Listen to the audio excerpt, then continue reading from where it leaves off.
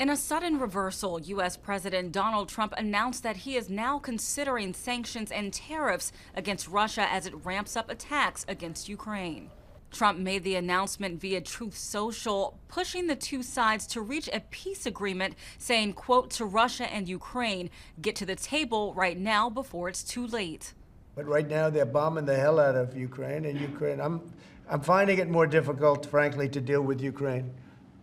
And they don't have the cards. Just last week, Trump met with Ukraine's President Volodomyr Zelenskyy during a contentious exchange as Trump and Vice President J.D. Vance scolded Zelenskyy for not being thankful enough. As Zelenskyy explained, Russian President Vladimir Putin failed to honor a ceasefire agreement with him in 2014 to end the fighting in Crimea.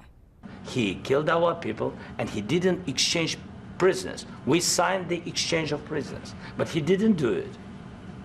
What kind of diplomacy? That meeting was intended to sign over a portion of Ukraine's rare earth minerals to the United States in exchange for security guarantees. The Ukrainians had a great opportunity to bind our economies together through that mineral deal.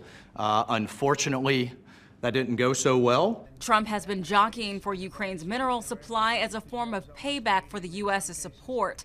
Last month, Trump came under fire for negotiating terms to end the war directly with Putin without Zelensky's involvement, and appeared to side with Russia, parroting some of the same talking points as the Kremlin, alleging that Ukraine was the aggressor that led to the start of the war, which is untrue. Well, you've been there for 3 years. You should have ended it 3 years. You should have never started it. You could have made a deal. National Security Advisor Michael Waltz, along with Secretary of State Marco Rubio, are set to revive peace talks between Ukraine and Russia next week in Saudi Arabia. Candice Cole, Global News, Washington.